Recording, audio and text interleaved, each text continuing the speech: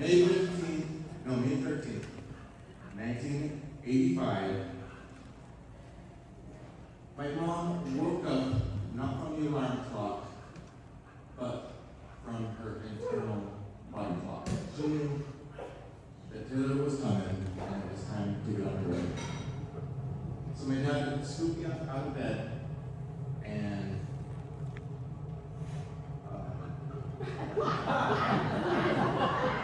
then started telling me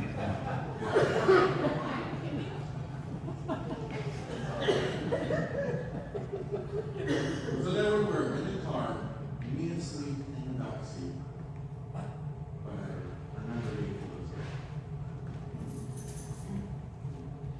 this was the great thing that was about to happen, but there was an issue. There's no gas in the tank. And it's 3 a.m. All the gas stations are closed. So my dad came up with a solution, as he often does. He knew that trucks get gas at all hours of the day, and that one was just right around the corner. We pulled in. He met a friend that day that helped get us to the hospital, and we were off with gas in the tank. I think they filled the tank. Taylor was born in Portland, Oregon, at St. Vincent's, and it wasn't that little. The doctor said, "Come on and meet me with family."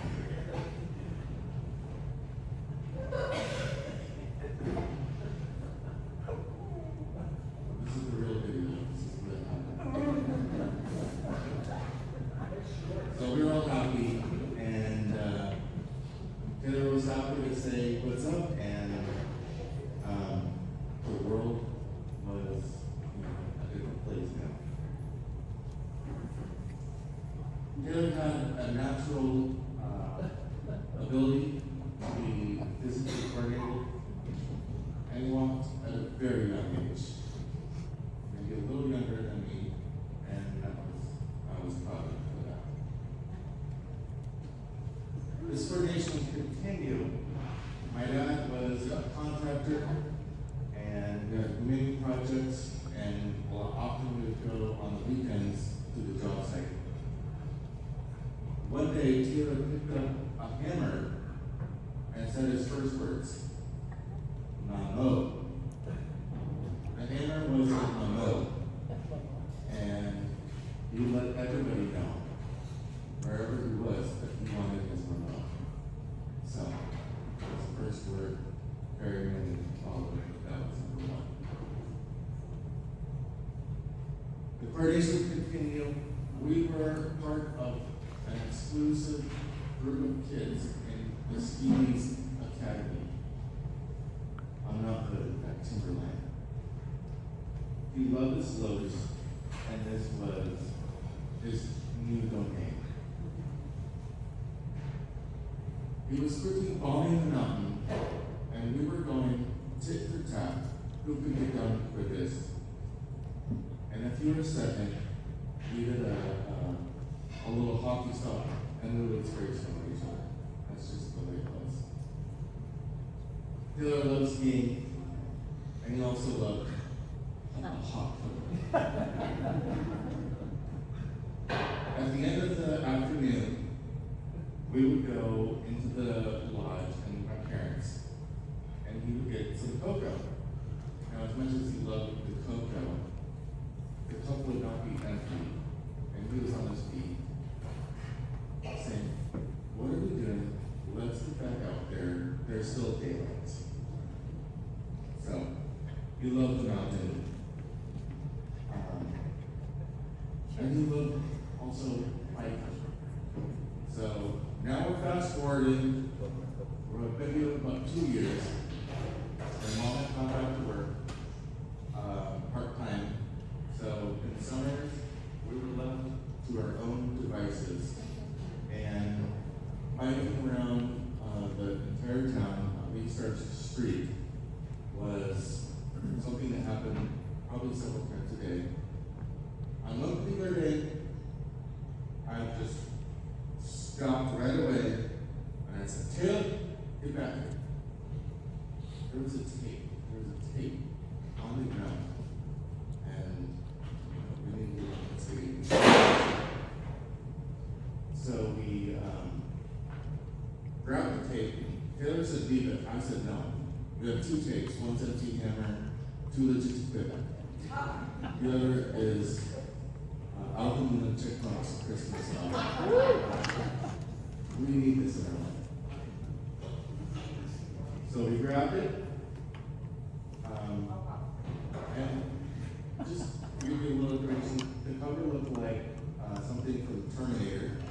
It was very scary, and it had letters, N-I-N, did not idea what this was. I pressed play on the tape, and you could hear shh, like just some weird noise. Like 10 seconds at least. Taylor Swift said, "You're gonna break the tape player." We just got this tape there for Christmas, and I was not about to stop. I said, I will take full responsibility if that happens. We pressed play. We started hearing electric guitar, we started hearing drums, and then we started hearing some heavy metal screaming and swear words. We were jumping up and down, screaming our heads off, and we had our own little mosh pit. We were loving life. We flipped the tape, and 2 songs into the second side, we got a knock at the door. It was the police. The neighbors had called, said there's children screaming, bloody murder, and we are afraid that something's happening that is not good. The police guy, I explained, we're kind of rocking out, and maybe a little out of control. So he said, that sounds like fun. But no more screaming, I don't want to come back. So that was a great day. We both fell in love with heaven and home. We love being out on the boat. We're very fortunate to grow up in Lake Oswego and had a boat. My dad loved driving the boat. And we loved saying, faster, faster. We always wanted to go faster.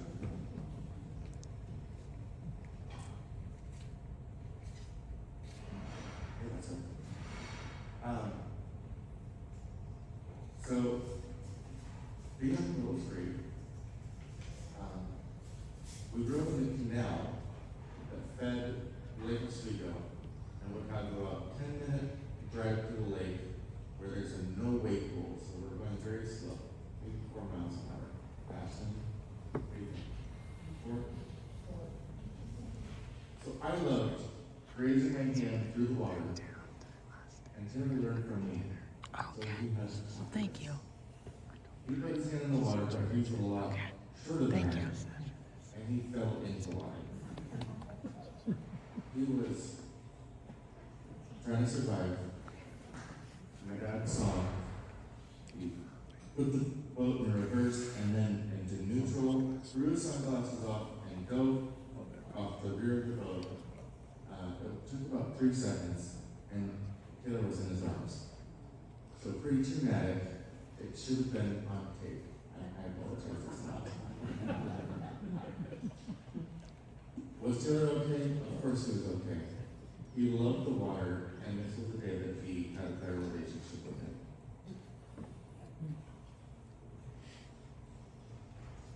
So now we're still in the summertime, but we're fast forwarding more years.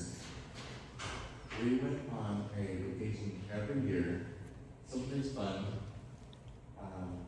We went to Cancun, Mexico, to a Mayan ruins named Chichen Itza, and this is the Pyramid El Castillo. We stood in front of it, Taylor pointed at it, and we knew we were going to climb it. We both nodded and started walking towards the pyramid. My parents said, "What are you doing?" And we didn't answer. We were going up. And I remember we were saying, these steps are thousands of years old. Isn't that crazy? And it is crazy. Now we're both afraid of heights. I think I'm still afraid of heights. But we put that aside and took in the view of Chichen Itza and the Mayan jungle forest. And it was incredible. Another incredible thing was discovering that the monarch butterflies are, there's like just millions of them. And we walked on this path, and they were just going all over the place. And I remember that was something that we always talked about.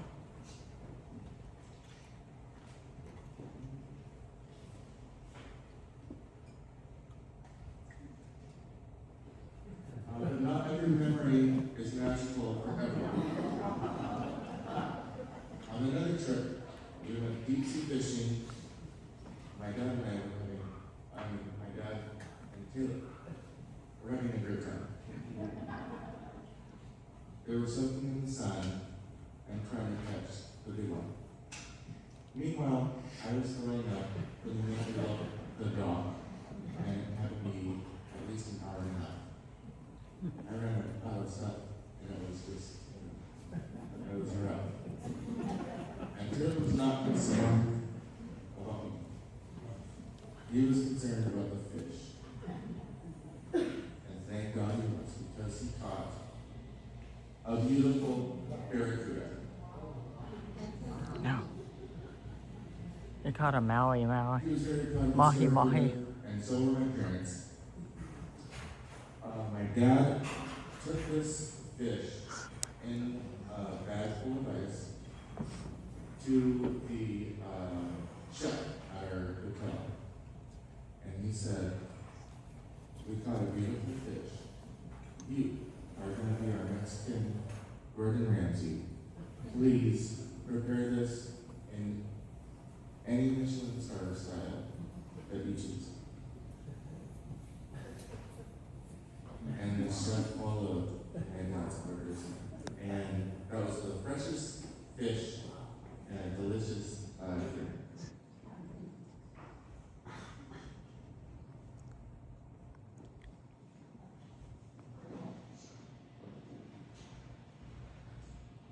The call of the wild led Taylor to Alaska.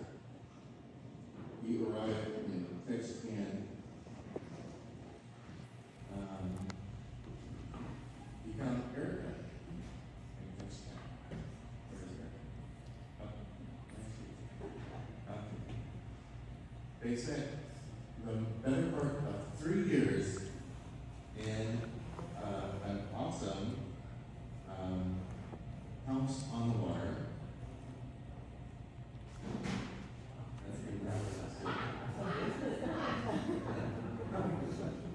They managed hundreds of millions, perhaps billions, of little salmon babies. And this was their little piece of paradise.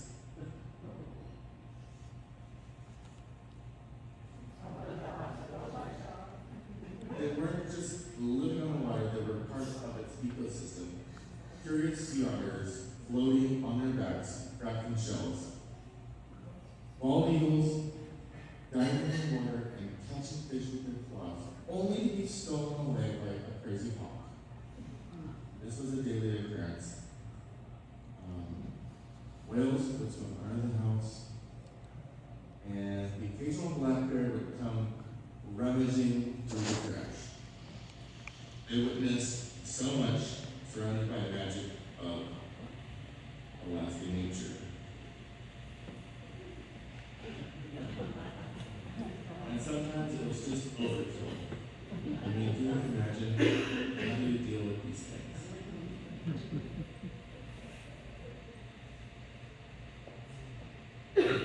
But the waters in Anita Bay were not always calm.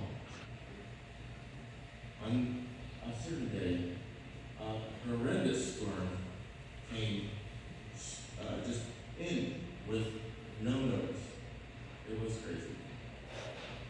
And Taylor was not at home. He was on the job with his crew in a small skiff, which I guarantee you, 100% not built for this situation. He played it cool and rolled with the 25-foot swells. No panic. He respected nature's power and landed the boat at home without a scratch with all three of the guys. His time in Venezuela was paying off. Big time.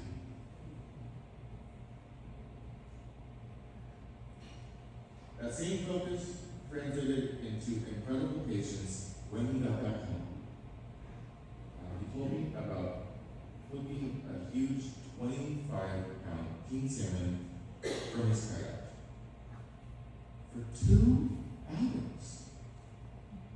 It was a battle of wills, just Taylor, his kayak, his fishing pole, and this powerful creature. He made circles around the bay, over and over and over, and over and over and over, with calories burning at an epic clip. He didn't rush, he stayed with it until the fish tired. So more than fishing, it was a conversation with the wild. And this was a language that Taylor understood better than anyone.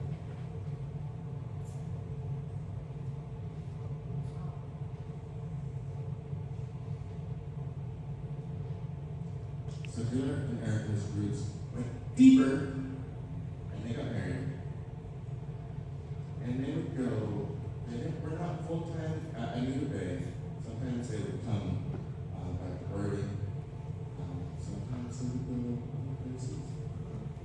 And one of the other places they went to was a reindeer farm.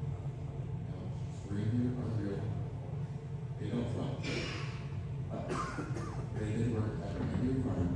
And this is another incredible story. Taylor feeding the reindeer at the end of the day. Isn't that lovely? But just wait. He's walking back to the house, about halfway. Oh man, he sees a UFO, a true life UAP. And Taylor was not a fabricator, he was an elaborator. He gave me all the details. What it looked like, how the sound it made, the sound, and the feeling you had. And my mom will attest to this. We loved watching X-Files every week, and so he had known that the truth was out there before, but this was just proof. Tanner moved from the reindeer farm and got their own home in Palmer. They are now in Palmer, and they had a beautiful home with the property and the incredible mountain range behind it. Oh, and there's a new family member, Ruby, who said hello earlier. The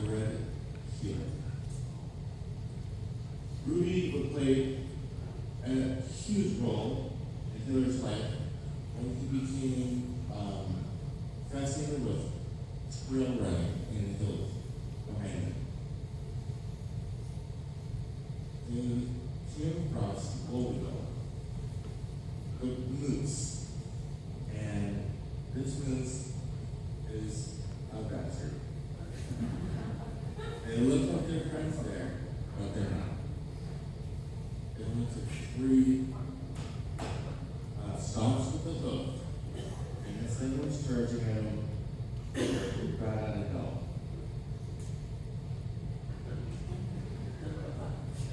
That's not a fun situation. Not at all. So Ruby decided, no, not today. And she went right for the moose's nose and said, get the hell out of here. Leave us alone. And the moose said, chill out, okay. So Ruby was incredible. She saved his life, probably. And I hope that he ran to the home faster than he was running before. Because that's pretty terrible.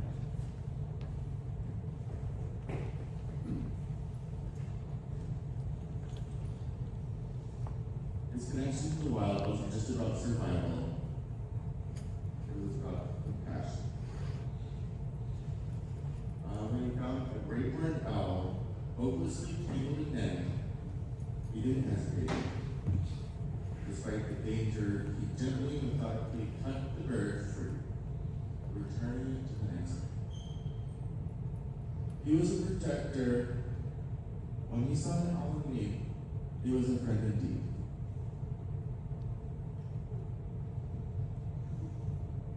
His journey took him to the very edge of the world on his next stop.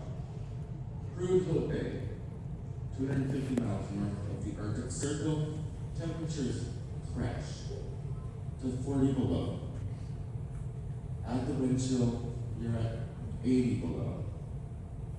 The sun vanishes for 2 months, then blazes for 80 days straight. Permafrost so deep, buildings must be elevated. There are no towns, restaurants, just vast, windswept tundra.